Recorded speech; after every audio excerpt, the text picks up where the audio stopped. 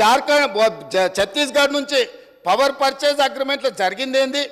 యాదాద్రి భద్రాద్రిలో sub critical technology గుజరాత్కు సంబంధించిన ఇండియా బుల్ అనే కంపెనీ సబ్ క్రిటికల్ టెక్నాలజీతోని 1000 మెగావాట్స్కు పర్చేజ్ అగ్రిమెంట్ ఇచ్చింది అధ్యక్ష బిహెచ్ఎల్కు. ఆ తర్వాత 2011లో కేంద్ర ప్రభుత్వం ఒక యాక్ట్ తీసుకొచ్చింది, పార్లమెంటులో అమెండ్ చేసి 2013 సంవత్సరం లోపల దేశంలో ఉన్న అన్ని సబ్ క్రిటికల్ టెక్నాలజీ పవర్ ప్రాజెక్టులను అన్నిటిని కూడా సూపర్ క్రిటికల్కు మార్చుకోవాలి. కొత్తగా నిర్మాణం చేయబోయే ప్రాజెక్టులు కూడా super critical technology. Sub critical technology అంటే నేను సింపుల్గా చెప్పదలుచుకున్నా అధ్యక్ష, సబ్ క్రిటికల్లో నువ్వు బొగ్గు పోసి ఉత్పత్తి చేస్తే బూడిద బొచ్చడు వస్తుంది, విద్యుత్ తక్కువ వస్తుంది అధ్యక్ష, కాలుష్యం ఎక్కువ వస్తుంది అధ్యక్ష. సో కాలుష్యాన్ని నియంత్రించడానికి, విద్యుత్ ఉత్పత్తి సామర్థ్యాన్ని పెంచడానికి, బూడిదను తగ్గించడానికి ఆ కాలం జల్లిన సబ్ క్రిటికల్ టెక్నాలజీని ఆపేసి సూపర్ క్రిటికల్లో బూడిద తక్కువ, విద్యుత్ ఎక్కువ, కాలుష్యం నియంత్రించవచ్చు అని సూపర్ క్రిటికల్కి వెళ్ళమని మన్మోహన్ సింగ్ గారు కేంద్ర ప్రభుత్వం చట్టం తీసుకొచ్చింది. చట్టం తీసుకొచ్చి కట్ ఆఫ్ డేట్ కూడా ఇచ్చింది. 2011లో చట్టాన్ని చేసినప్పుడు 2013 ఆఖరి వరకు ఇవన్నీ కూడా మార్చాలి కొత్తయని. ఈ పీరియడ్లో ఇండియా బుల్స్ అనే గుజరాత్ కంపెనీ బిహెచ్ఎల్కి పర్చేజ్ ఆర్డర్ ఇచ్చి కొనుగోలు చేసినాక యాక్ట్ మారింది. యాక్ట్ మారినాక వాళ్ళు అక్కడ ప్రారంభించలేకపోయారు, అది అక్కడ ఉండిపోయింది. వాళ్ళు వెనక్కి వెళ్ళి బిహెచ్ఎల్ను మేము కట్టిన పైసలు మాకు వాపస్ ఇవ్వండి అని అడిగారు. అప్పుడు బిహెచ్ఎల్ ఏమన్నది, మీరు పర్చేజ్ ఆర్డర్ ఇచ్చిండ్రు, మేము ఆల్రెడీ మిషన్లు తయారు చేసి ఆడ పెట్టినాం, ఇప్పుడు మీ డబ్బులు మీకు వెనక్కి ఇవ్వడానికి లేదు, మిగతా బ్యాలెన్స్ కూడా మాకు కట్టాల్సిందని వాళ్ళు అన్నారు. అప్పుడు బిహెచ్ఎల్ని ఏం చేయాలంటే, ఎవడైనా తలమాసినోడు, ఎవడైనా రాష్ట్రాన్ని దిగమింగటోడు దొరికితే వా బక్రాగాన్ని తీసుకొచ్చి మాకు అప్పచెప్పు, ఆ బక్రాగాన్ని ఎత్తి మీద ఇవన్నీ పెడతాం, నువ్వు నీ పైసలు తీసుకొని పోని. అప్పుడు ఆ బక్రా ఎవరైనా అంటే అక్కడ మాట్లాడతాయన అయిండు. కమిషన్ల కక్కుర్తి పడి ఇండియా బుల్ నుంచి 1000 కోట్లు మెక్కి కాలం జల్లిన సబ్ క్రిటికల్ టెక్నాలజీని బిహెచ్ఎల్ నుంచి మేము కొనుగోలు చేస్తామని వీళ్ళు వెళ్ళి ఒప్పందాలు చేసుకున్నాక వీళ్ళు పేమెంట్లు బిహెచ్ఎల్ చేస్తే బిహెచ్ఎల్ వాడు ఇండియా బుల్స్ గుజరాత్ కంపెనీకి పైసలు వాపసు ఇచ్చింది అధ్యక్ష. అంటే ఇండియా బుల్స్కు వీళ్ళకు మధ్యలో జరిగిన ఒప్పందం, జరిగిన అవినీతి లావాదేవీలు, చీకటి వ్యాపారాలు, దాంట్లో భాగంగానే ఇండియా బుల్స్ కంపెనీని బెయిల్ అవుట్ చేయడానికి వీళ్ళు బిహెచ్ఎల్ దగ్గరకు పోయి కాలం జల్లిన టెక్నాలజీని నామినేషన్ బేసిస్ మీద బిహెచ్ఎల్కి ఇచ్చి తెచ్చిండ్రు అధ్యక్ష. ఎన్ని నెలలలో వీళ్ళు కంప్లీట్ చేస్తాం, రెడీగా ఎక్విప్మెంట్ రెడీగా ఉంటే 18 నెలల్లో పూర్తి చేస్తాం అన్నట్టున్నారు అధ్యక్ష. ఒకసారి ఆ రికార్డు కూడా మళ్ళీ ఇస్తా. ఆ రోజు అన్నాడు ఇక్కడి నుంచే, మేము అర్జెంటుగా తెలంగాణలో విద్యుత్ కోతల్ని నివారించడానికి ఈ సబ్ క్రిటికల్ టెక్నాలజీని కూడా మేము తీసుకున్నాం, అవసరమైతే ఎన్ని వేల కోట్లు ఖర్చు అయినా తెలంగాణకు మేము విద్యుత్ ఇవ్వదలుచుకున్నాం అని చెప్పి ఇచ్చిండు అధ్యక్ష. కానీ భద్రాద్రి కొత్తగూడెంలో నిర్మించిన భద్రాద్రి పవర్ ప్రాజెక్ట్ ఎన్నేళ్ళకు పూర్తయింది అధ్యక్ష? ఇవాళ కూడా నీళ్ళు వస్తే నీళ్ళలో మునుగుతుంది అధ్యక్ష. కట్టాల్సింది ఎక్కడ కట్టాలనో అక్కడ కట్టలే, తీసుకోవాల్సిన అనుమతులు తీసుకోలే, పర్యావరణ అనుమతులు తీసుకోకపోవడం వల్ల ఎన్జీటీ 16 మంది అధికారులను ప్రాసిక్యూట్ చేయమని ఆర్డర్ ఇచ్చింది అధ్యక్ష. వీరు పుణ్యమా అని పనిచేసిన అధికారులు జైలుకు పోయే పరిస్థితి వస్తే ఇవాళ రిటైర్ అయినరు, వాళ్ళు బిచ్చమెత్తుకొని తిరిగే పరిస్థితి వచ్చింది అధ్యక్ష వీళ్ళు చేసిన తప్పుడు పనికి. సో ఇవాళ భద్రాద్రి కూడా దాదాపుగా 6.5 కోట్లకు పర్ మెగావాట్ ఉత్పత్తి చేయాల్సింది 10 కోట్ల రూపాయలకు అంచనా పెరిగింది.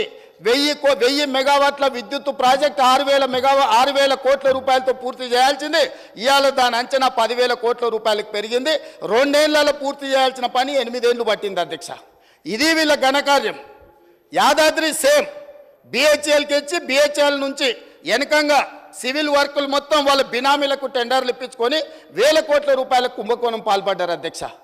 ఇవాళ ఇట్లాంటి తప్పుడు పనులు చేసి ఈ తప్పుడు పనుల మీద ఇవన్నీ ఎవరికి తెలియదు అనుకొని అక్కడి నుంచే నిలబడి బుకాయించారు. బుకాయిస్తే నేను లేచాయా, మరి మీరు ఇంత నిజాయితీ పరులు కదా, సత్యహరిచంద్రుని సొంత తమ్ముళ్ళు కదా, మీకు ఒక మంచి అవకాశం ఇచ్చినాం, నిరూపించుకోండి, మీకంటే ఇంతకంటే మంచి అవకాశం ఏముంటుంది, మీరు నిరూపించుకోండి అని విచారణకు ఆదేశించిన అధ్యక్ష. వారి కోరిక మేరకు ఆదేశించిన, మేము అనలే, మేము చెప్పినాం ఏ అవినీతి జరిగిందని మా వెంకటరెడ్డి గారు చెప్పినారు. సరే వారి నెంబర్లు ఎక్కువ తక్కువ చెప్పారు, వాస్తవం తెలిసిన ఆయన ఆ నెంబర్ ఒప్పుకుంటలేడు. పోనీ వెంకటరెడ్డి గారు 10,000 20,000 కోట్లు అన్నాడు. వారు ఏం చెప్పాలి, మేము 20,000 కోట్లు తినలేదా, 15,000 కోట్లు తిన్నాం, మేము అట్లా కాదు, మేము సత్యహరిచంద్రుని వారసులం, నిజం చెప్తామని తిన్న 10,000 ఎంతో చెప్పాలి కదా అధ్యక్ష. మొత్తం విచారణకిచ్చి లైన్ పెట్టి కమిషన్ చైర్మన్ నోటీసులు ఇచ్చి క్రొనలాజికల్గా విద్యుత్ రంగ నిపుణులు రఘుతో సహా పోయి మొత్తం వివరాలు అక్కడ ముందర పెట్టినాక వీళ్ళకి అర్థమైపోయింది. ఏమని? మేము దొరికిపోయినాం, మా దోపిడీ బయటపడ్డది, మేము గ్యారంటీగా జైలుకి వెళ్ళాల్సిన పరిస్థితి వస్తుందని చెప్పి కమిషన్ మీదనే ఆరోపణలు చేసి కమిషన్కు వ్యతిరేకంగా కోర్టుకు పోయారు అధ్యక్ష. ఏమని? అసలు విచారణే వద్దని. విచారణ కావాలన్నది వాళ్ళే. ఇప్పుడు మాట్లాడుతున్న మాజీ మంత్రి గారే విచారణ అడిగిండు. వాళ్ళ మాజీ ముఖ్యమంత్రి గారు నాకు విచారణ వద్దు, ఎందుకంటే సెగ తలగంగానే ఆయన వద్దని కోర్టుకు పోయింది. కోర్టు ఏమన్నది అధ్యక్ష? చివరికి కమిషన్ విచారణ జరగాల్సిందే, మీకు అభ్యంతరం ఉన్న చైర్మన్ గారిని మేము మారుస్తున్నాము అని అన్నాడు. ఇప్పుడు ఆ వాస్తవాలు విచారణలో ఉండగా మేము బిహెచ్ఎల్కి ఇస్తే ఎట్లా తీసుకుంటామని అడుగుతున్నారు అధ్యక్ష. బిహెచ్ఎల్ సివిల్ పనులు ఎప్పుడైనా చేసింది అధ్యక్ష? వాళ్ళకి అనుభవం ఉందా? BHEL heavy electrical limited company అధ్యక్ష. ఎలక్ట్రికల్ మెకానికల్ ఎక్విప్మెంట్ మాత్రమే వాళ్ళు తయారు చేస్తారు, వాళ్ళు సివిల్ పనులు చేయరు. ఎప్పుడు కూడా ఏ పవర్ ప్రాజెక్ట్ కూడా బీఓపీ అంటారు. నేను మళ్ళీ చెప్తున్నా అధ్యక్ష, balance of plant work, civil వర్క్లు మొత్తం టెండర్లు పిలుస్తారు. వీళ్ళ తెలివితేటలంతా ఇక్కడనే ప్రదర్శించారు అధ్యక్ష. మొత్తం గంపగుత్తగా బిహెచ్ఎల్కి ఇచ్చారు. బిహెచ్ఎల్ నుంచి మళ్ళీ టెండర్లు పిలిచేసి యాజ్ ఇట్ ఈజ్ ఎస్టిమేటెడ్ రేట్లతోని 18% లెస్సులో కాంపిటీషన్ చేసిన బిహెచ్ఎల్కు అంచనా రేట్లకు ఇచ్చారు. ఇవాళ 40,000 కోట్లు అయింది అధ్యక్ష. 40,000 కోట్ల మీద 18% అంటే ఎంత పోయినట్టు అధ్యక్ష? దాదాపుగా 8,000 కోట్లు 9,000 కోట్ల రూపాయలు ఇవాళ తెలంగాణ రాష్ట్రానికి విద్యుత్ శాఖకు ఇవాళ నష్టం వచ్చింది. ఎవరు బాధ్యత తీసుకోవాలి అధ్యక్ష? దీనికి దోపిడీ చేసిన వాళ్ళు కాకపోతే ఎవరు తీసుకుంటారు అధ్యక్ష? ఇవాళ తెలంగాణకు చీకట్లు లేవు అంటే ఆనాడు సోనియా గాంధీ గారు, మన్మోహన్ సింగ్ గారు మనకు 53.46% ఇచ్చిండ్రు. ఆంధ్రప్రదేశ్లో రాజు కేసు వేస్తామంటే ఇవాళ ఆయన లేడు, దయాకర్రావు గారు. నేను దయాకర్రావు గారు వెళ్ళి ఆ రోజు చంద్రబాబు నాయుడు గారికి, మీరు ఒకవేళ తెలంగాణకు అదనంగా ఇచ్చిన విద్యుత్తు మీద మీరు కోర్టులో కేసేసి తెలంగాణకి ఏదైనా నష్టం జరిగితే ఇది తీవ్రంగా పార్టీకి నష్టం జరుగుతుంది, మీ కేసు వేయడానికి వీల్లేదు అని చెప్పి ఆనాడు మేము అందరం కలిసిపోయి ఆంధ్రప్రదేశ్ ముఖ్యమంత్రిని మీరు కేసు వేయడానికే వీల్లేదని కొట్లాడి ఆపించింది మేము అధ్యక్ష. ఆయన ఏందో ఆయన గురువు, ఈయన గురువు. ఆయన గురువులకు పంగనామాలు పెట్టే లక్షణం మీది. మేము ఎప్పుడు కూడా ఎవరితోనైనా తెలంగాణలో ఏంది అధ్యక్ష, ధూపం మీద వస్తే ఎవరన్నా గిలాసని మంచినీళ్ళు ఇస్తే కూడా వాళ్ళని గుర్తుపెట్టుకుంటాం అధ్యక్ష. మనము 10 ఏళ్ళలో 20 ఏళ్ళలో కలిసి పనిచేస్తే సహచరులుగా ఉన్న మన వాళ్ళని మనం అగౌరవపరచాలని ఎక్కడన్నా ఉందా అధ్యక్ష? వాళ్ళకంటే తిన్నింటి వాసాలు లెక్కబెట్టే లక్షణం ఉంది. నాకు అట్లాంటి లక్షణం లేదు అధ్యక్ష. నేను మిత్రులను మిత్రులాగానే చూస్తా, సహచరులను సహచరులలాగా చూస్తా. పెద్దవాళ్ళని గౌరవించే సంస్కారం మా తల్లిదండ్రులు మాకు నేర్పినరు. మీలాగా ఎవరు అవకాశాలు ఇస్తే ఏ ఇంట్లో మీకు భోజనం పెడితే ఆ ఇంటి వాసాలే లెక్క పెట్టి ఆ ఇంటికే నిప్పు పెట్టే ఆలోచన మీకుంటుంది అధ్యక్ష. అది మీ లక్షణం, మీ బ్లడ్లు ఉంది, మీ డిఎన్ఏనే అది. ఎవరు నమ్మితే వాళ్ళను మోసం చేసే లక్షణం ఇది.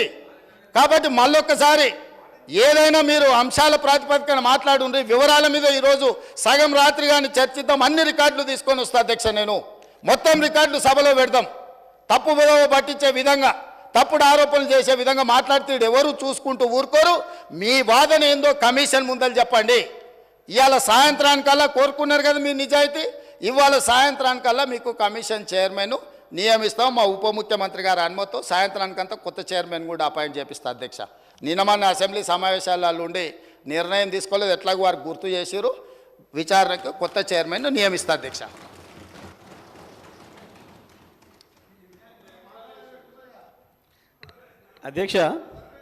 అధ్యక్ష ఇప్పుడు వారు మాట్లాడేదానికి ప్రత్యక్షానికి నేను మాట్లాడతా. ఈ సమయాన్ని నా జనరల్ సమయం తీసేయండి. ఇక ఆయన ఉక్రోషం ఏందో నా ఉక్రోషం ఏందో ప్రజలు చూసారు వాళ్ళ రాష్ట్రంలో.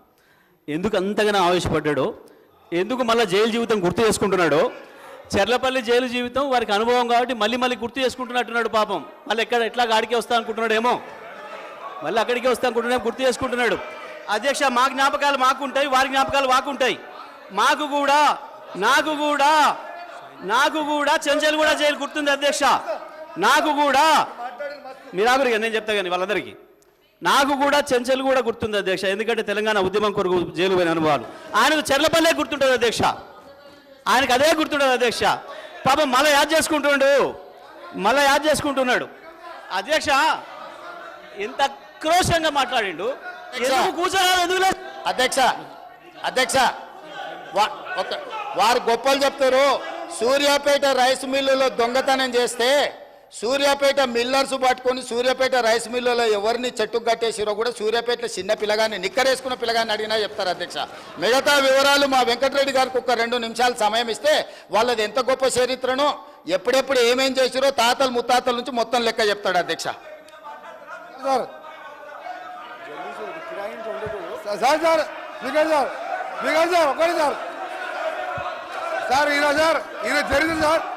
ఈయన చరిత్ర సార్ ఈయన గ్రామానికి చెందిన మదన్ మోహన్ రెడ్డి అని మాజీ సమితి ప్రెసిడెంట్ హత్య కేసులో A2 అధ్యక్షుడు.